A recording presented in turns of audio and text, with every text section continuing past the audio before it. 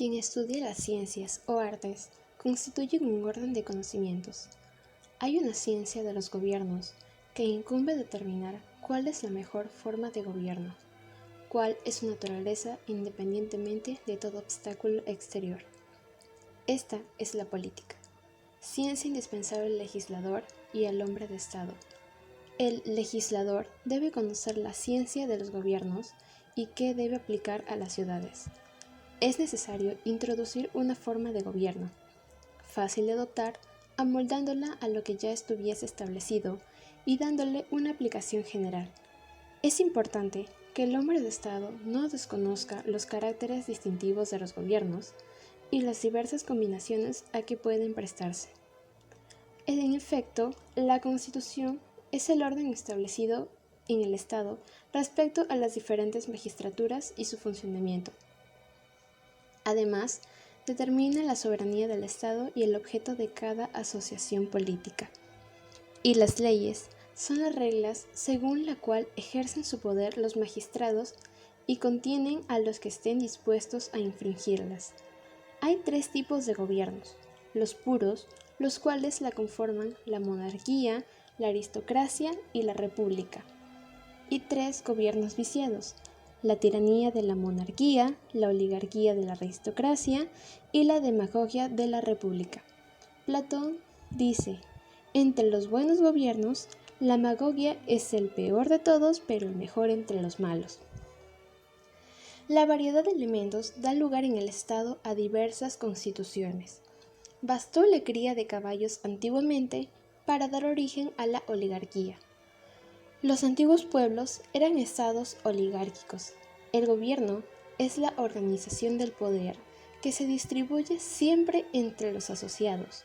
Los políticos solo aceptan dos constituciones, son la oligárquica y la democrática, de que derivan aristocracia, forma de oligarquía, y la república, forma de democracia, como el céfiro y el vulturno. Capítulo número 4.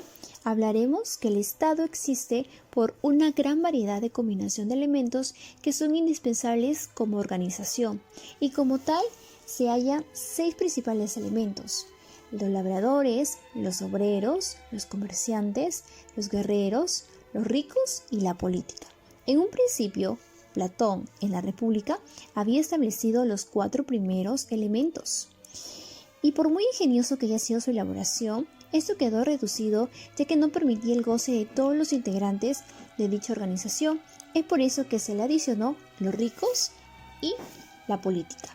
Entonces, hablaremos como número 1 sobre los labradores, quienes ellos se encargan de la subsistencia de las tierras, los obreros que trabajan en las artes y oficios indispensables para las ciudades, los comerciantes, quienes compran y venden productos en las tiendas y mercados para el impulso de la economía, los guerreros, quienes luchan en las batallas, los ricos, quienes facilitan los servicios públicos, y la política, en donde aquí se hallan los magistrados, como son los jueces y los senadores, para la regulación y el cumplimiento de las leyes, y de esa manera todos los integrantes puedan dinamizar y convivir en armonía. Capítulo número 5.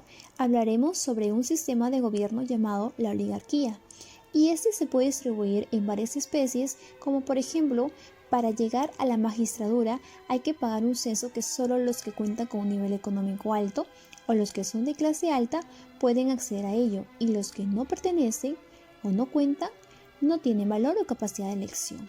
Así como también en lo hereditario, por motivo de que los hijos suceden a los padres. También encontramos un sistema político llamado la democracia, y como ya sabemos, la democracia se encarga de la gobernación de la soberanía de los pueblos. Y este también se puede distribuir en varias especies, como por ejemplo, vivir sin hacer nada es imposible para los ciudadanos sin rentas, ya que eso se vale del trabajo. Se realizan funciones públicas mediante un censo, generalmente módico, que hace el que lo paga elegible. Y por último, todo ciudadano puede llegar a ser magistrado sin que la ley le ponga trabas. La República, aunque no sea un gobierno degradado, como no lo son tampoco las aristocracias de que acabamos de hablar, luego porque a decir verdad todos los gobiernos sin excepción no son más que corrupciones de la Constitución perfecta. Pero es preciso observar que las buenas leyes no constituyen por sí solas un buen gobierno, y que lo que importa sobre todo es que estas leyes buenas sean observadas. Hemos demostrado, pues, que al lado de la monarquía, de la democracia y de la oligarquía existen otros sistemas políticos. El principio esencial de la aristocracia consiste al parecer en atribuir el predominio político a la virtud, porque el carácter especial de la aristocracia es la virtud, como la riqueza es el de la oligarquía y la libertad es el de la democracia. Pues bien, la combinación de los dos primeros elementos produce evidentemente la república, y la combinación de los tres produce la aristocracia. Examinaremos ahora cómo la república propiamente dicha se establece al lado de la oligarquía y de la democracia, y cómo debe constituirse. Esta indagación tendrá además la ventaja de que mediante ella podremos fijar claramente los límites de la oligarquía y de la democracia, porque tomando algunos principios de estas dos constituciones tan opuestas, hemos de formar la república como forma un símbolo amistoso, uniendo las partes separadas. En primer lugar, puede reunirse la legislación de la oligarquía y de la democracia relativa a una materia dada, por ejemplo, al poder judicial. La aristocracia y la república aceptarán estas dos disposiciones, tomando de la oligarquía la elección y de la democracia la suspensión del censo. El segundo consiste en tomar un término medio entre las disposiciones adoptadas por la oligarquía y las de la democracia. Nos falta hablar de la tiranía, solo para completar nuestras indagaciones en las cuales debería ser comprendida, puesto que la hemos incluido entre las formas posibles de gobierno. Hemos tratado antes del reinado, fijándonos sobre todo en el reinado propiamente dicho, es decir, el reinado absoluto, y hemos hecho ver sus ventajas y sus peligros, su naturaleza, su origen y sus aplicaciones diversas. Hemos dicho que algunas naciones bárbaras escogen jefes absolutos y que en tiempos muy remotos los griegos se sometieron a monarcas de este género, llamado esimenetas. Entre estos poderes había por otra parte algunas diferencias. Eran reales en cuanto debían a la ley y a la voluntad de los súbditos su existencia, pero eran tiránicos en cuanto su ejercicio era despótico y completamente arbitrario. Queda una tercera especie de tiranía. Esta tiranía no es otra que la monarquía absoluta, la cual, sin responsabilidad alguna y solo en interés del señor, gobiernan a súbditos que valen tanto o más que él, sin consultar para nada los intereses particulares de los mismos. Este es un gobierno de violencia, porque no hay corazón libre que sufra con paciencia una autoridad semejante. Capítulo 9. Conforme a los mismos principios, se podrá juzgar evidentemente la excelencia o los vicios del Estado o de la Constitución, porque la Constitución es la vida misma del Estado, puesto que se admite que la moderación y el medio es en todas las cosas lo mejor. Se sigue evidentemente que en materia de fortuna una propiedad mediana será también la más conveniente de todas. Otra ventaja no menos evidente de la propiedad mediana es que sus poseedores son los únicos que no se insurreccionan nunca. En las pequeñas, por el contrario, la masa entera se divide muy fácilmente en dos campos, sin que otro alguno intermedio. Son pobres o ricos. Por eso también la propiedad mediana hace que las democracias sean más tranquilas y más durables que las oligarquías, en las que aquella está menos extendida y tiene menos poder político, porque aumentando el número de pobres sin que el de las fortunas medias se aumenten proporcionalmente, el Estado se corrompe y llega rápidamente a su ruina. Esto debe igualmente hacernos comprender la razón de la mayor parte de los gobiernos son demagógicos o oligárquicos, y es porque siendo en ellos la más de las veces rara propiedad mediana, todos los que dominan, sean los ricos o los pobres, estando igualmente distantes del término medio, se apoderan del mando para sí solos y constituyen la oligarquía o la demagogia. Además, siendo frecuentes entre los pobres y los ricos, las sediciones y las luchas, nunca descansa el poder, cualquiera que sea el partido que triunfe de sus enemigos sobre la igualdad y sobre los derechos comunes. Solo ha habido un hombre entre los que en otro tiempo alcanzaron el poder que haya establecido una constitución de este género. Capítulo 10. En donde quiera que aún teniendo en cuenta esta relación, la multitud de los pobres tiene la superioridad. La democracia se establece naturalmente con todas sus combinaciones diversas, según la importancia relativa de cada parte del pueblo. Donde quiera que la clase rica y distinguida supera en calidad más que en el número, la oligarquía se constituye de la misma manera con todos sus matices, según la tendencia particular de la masa oligárquica que predomina. pero el legislador no debe tener en cuenta más que la propiedad mediana. Si hace leyes oligárquicas, esta propiedad es la que ha de tener presente. Si hace leyes democráticas, también en ellas debe tener cabida esta propiedad. Una constitución no se consolida, sino donde la clase media es más numerosa que las otras dos clases extremas, o por lo menos que cada una de ellas. Si quieren que haya un poder que represente el interés general, solo podrán encontrarlo en la clase media. Los pobres, aun cuando se les excluya de las funciones públicas, no reclaman y permanecen tranquilos con tal de que no se les ultraje ni se les despoje de lo poco que poseen. Capítulo 11.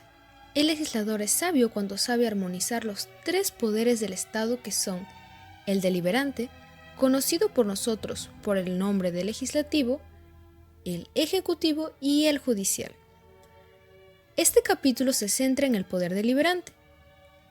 La Asamblea General es la que decide soberanamente de la paz y de la guerra, celebra o anula alianzas, hace las leyes, estatuye respecto a las penas de muerte, de confiscación y del destierro, y exige la responsabilidad a los magistrados. Se señala que existe una verdadera democracia basada en la igualdad cuando todos legislan al respecto de todo. Se organiza en 4 modos. En primer término, deliberar por tribus y no en la asamblea única. Después de que estas tribus han votado, los magistrados reciben la información. El pueblo solo se reúne en asamblea general para juzgar y sancionar. En segundo término, reunirse en masa, pero solo para la elección de magistrados, la sanción legislativa, la declaración de la guerra y la aprobación de cuentas públicas. El resto se deja en manos de las magistraturas especiales. En tercer término, no puede abandonar los asuntos que requieran experiencia magistrados especiales. Y, en cuarto término, la Asamblea General puede estatuir de todo y no dejar a los magistrados más que la facultad de proponer leyes. Capítulo 12. Ya hemos hablado del poder deliberante. Ahora nos centraremos en el poder ejecutivo. El magistrado es el funcionario público con derecho a deliberar, juzgar y mandar. Esta última define mejor su carácter porque es distintivo de la autoridad. Cada magistrado debe ejecutar una función propia. El número de ciudadanos permite multiplicar los funcionarios. Lo ideal es que cada funcionario se limite a un solo objeto para que se desempeñe mejor, pero no hay problema si uno tiene muchas funciones, siempre y cuando éstas no se opongan entre sí. Capítulo 13. El libro concluye hablando sobre el poder judicial. Los tribunales se diferencian por su personal, que puede ser elegido entre todos los ciudadanos o algunos, y su designación, que puede ser por sufragio o sorteo. Tenemos 8 tribunales, pero el libro solo se enfoca en 3. Tribunal de las causas de homicidio. Estas pueden pertenecer a varios tribunales, según si el homicidio fue voluntario o causal, según si el acusado ha confesado o no, cuando se duda en cómo aplicar la ley, o si no es la primera vez que comete el delito. También existen tribunales que son raros, ya que los casos que atienden no pueden someterse a tribunales comunes, deben de juzgarse de otra manera. Aquí tenemos el Tribunal de los Asuntos en que intervienen extranjeros y el Tribunal de Asuntos de menor cuantía en que la cosa litigiosa no excede a 4 dracmas.